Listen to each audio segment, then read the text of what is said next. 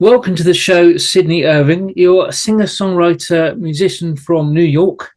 You've had your debut album, Hello Stranger, at the tender age of 14. At the early stage of your music career, you were already named the 2020 Young Adult Artist of the Year by the International Singer-Songwriter Association.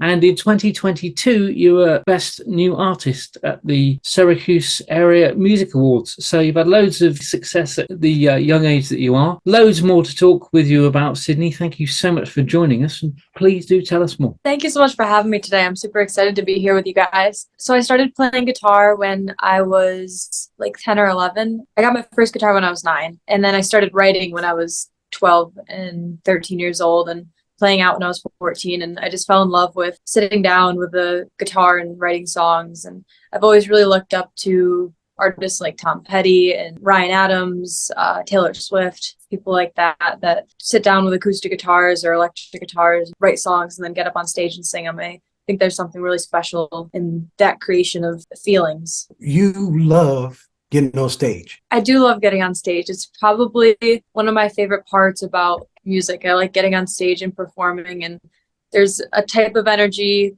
when you're on stage that you can't really get anywhere else. It's just this pure adrenaline, and there's a cool connection between what's going on stage and then what's going on off the stage. I just think it's really fun. Wow. What did you start doing? Playing for your family first? I was always really shy, so my parents didn't know that I sang or anything like that. Wow. Okay. And so I did a summer camp when I was 12, and it was a rock camp. And so I just kind of went to play guitar. Cool. And I decided I was going to write a song. And so at the end of a week or 2 weeks, all the kids perform for their families and friends. And so I was like, I'm going to write a song and I'm going to play it. It's going to be awesome. And when it was my turn, I stepped up to the microphone, did my song. I think I wore like socks and sandals, super stylish. And ever since then, I've just loved getting up on stage. I did open mics for a while, and then I started being able to play my own shows and been rocking out ever since. Were you nervous? Oh yeah, big time. I was really nervous for probably the first 2 or 3 years of getting up on stages, any sort of stage or in front of any people. And it was so bad that like I didn't want to talk to anyone like 30 minutes before I played. I would just sit there and just be Wow. I'm so nervous. Yeah. Right, focus. Oh, wow. Yeah. I remember that too when I was a kid.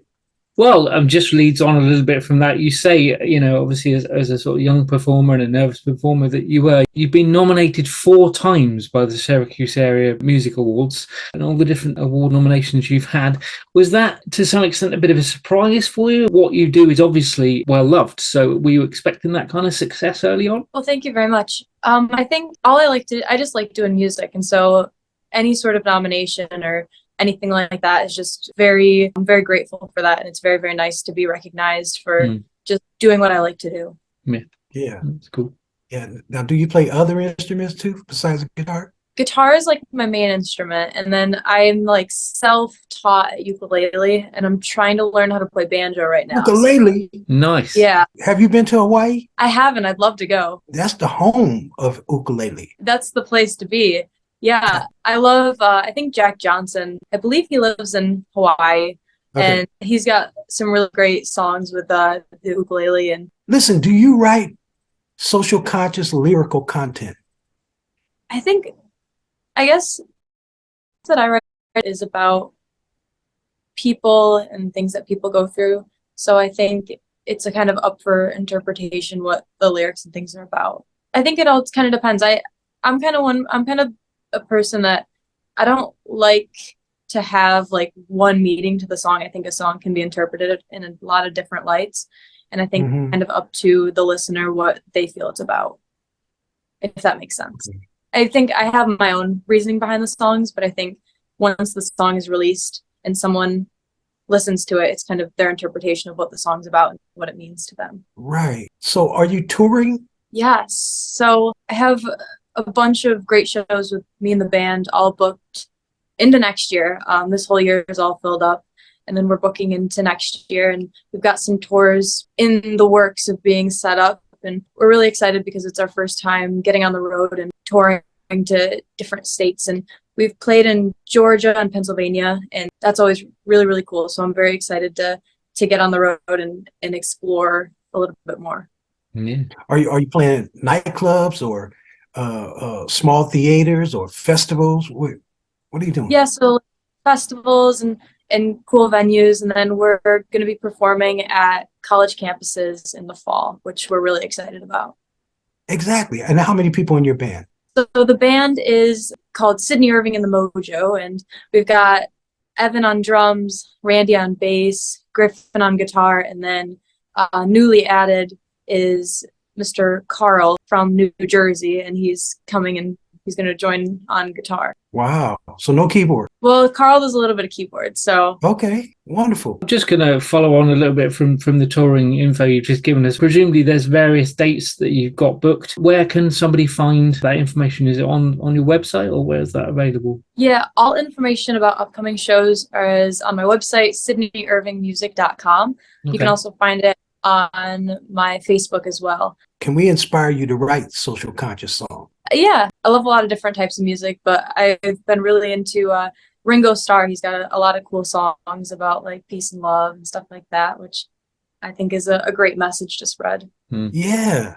Now, do you know any social conscious music artists? Yeah, I mean, well, I guess it would be up for interpretation, but I think Ringo Starr could be one because he's got a lot of cool songs that he's released recently. Okay. And what topic would you write about? If you could change the world some kind of way, or what would that be? I think everybody should just be able to find happiness in where they are and be able to live their life and be themselves. And I think that's a really important message. Yeah. Is just be confident in who you are and do your thing no matter what it is. Okay. Let me ask you, do you start by the topic or the chorus, or do you just start writing?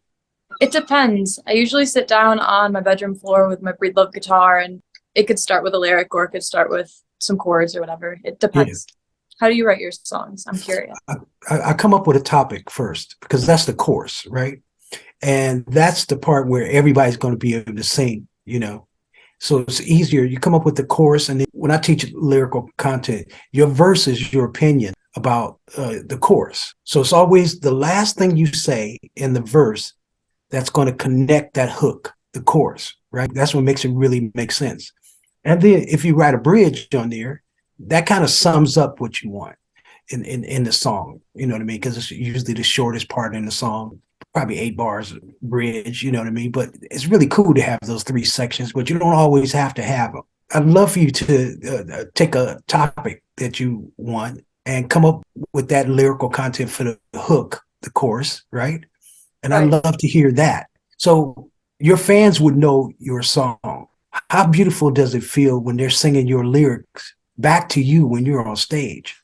Definitely. How does that feel when you see fans out there singing your songs? It's definitely a really cool feeling. Very cool to me that people would take the time to listen to my music and learn the words. I think that's a very special thing. Yeah, especially when they came out of your heart. You know, you created it and you go sing it to somebody and they know the lyrics right there. That is the best feeling ever, isn't it? Definitely, yeah. Yeah, it's wonderful. Tom?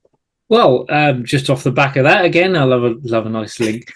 Takes me into your music. Have you got anything that you haven't yet released? Any exclusives on stuff that you're about to release? So the latest track I have out is called You Can't Forget About Me. And there's a music video that we shot at a lot of cool places right in New York. We got to go to a cool restaurant called Rise and Shine right in Syracuse, New York. And they have this awesome food right there. And they have like the wildest pancakes and milkshakes and stuff like that. So we got to put Wait a minute, hold on. You talking about pancakes? That's wait a minute. Hold on. What do you mean wild? What's a wild pancake? Oh man. So well, there's a lot of like the menu is extensive, but they have like s'more pancakes, and it's all like the hugest pancakes you've ever seen, all stacked up with marshmallows and like everything. What? They have milkshakes with like a giant piece of cake on top of it. And it's so good. Milkshakes with cake on. That's just extravagant. Surely it's amazing. The latest album, well, it's called Relax with Fiends, actually. My little sister, she had one of those boards that you can put the letters on. Tried to Relax with Friends, but she forgot the R. Okay, got it. And so we named the album that because I thought it was a pretty funny. Nice. But then I'm working on brand new music right now. I've got a few songs that are in the works to be released very, very soon, within the next few months. So you can check all that information out. It'll be coming very, very soon to my Facebook, my Instagram, all those places. Yeah. And I'm very excited to release them. What we'll do as well, we'll put all the links to your social media contacts and stuff in the bottom of the video here in the description as well, for people to go off and see what you're doing. Thank you. Yeah. Does somebody travel with you? Your parents? Anybody travel with you when you go? Yeah. It's usually like my mom or somebody, or my manager, Grace Musicians Group. They'll be there. And I always like to have someone there to have someone there that you can hang out with and talk to and stuff like that. Yeah, Jimmy's great. Jimmy Buffett, your manager's really, really cool. He's the man. Yeah, he is the man. Are you thinking about coming over here to the UK? I would love to. Nothing's planned right now, but I think it would be really, really cool. There's a lot of artists that I like from the UK. There's a gentleman his name's Barnes Courtney, and he's cool. Hangs out over in England. And actually, Ryan Adams, he's not from England, but he's in England right now, touring. We just saw him in Chester, New York. Yeah. And how was that? It was really good. He's one of my favorite songwriters, and Wow. so it was my first time seeing him in concert. I'm going to ask you, can you inspire some other young people to write positive music? I hope so. I think just write whatever you feel and just go for it that way. I think positive music's really great. I think there's a lot of really great songs that have a great positive message to them. Yeah. I think that's the way to go. Music for Global Change. We're going to start doing festivals at some point, and we're going to bring on artists, new artists, right? We look for artists that write social conscious music and come up and enjoy time on stage. And not only that, to inspire a lot of people in the audience to, enjoy positive music, because, people are tired of bad news. So let's give them some good news. You know what I mean?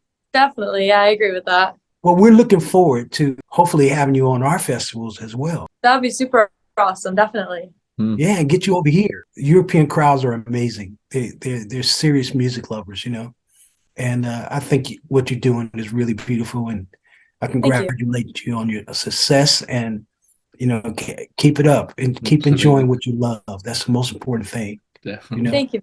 That means a lot. Obviously, you're in love with what you do. So to be successful, you got to go out and show people that you enjoy it. Smiling on stage. They'll never forget you. You leave them with an experience, right? They go, man, I had a great time. Sydney is so cool. She made me feel like I'm her friend.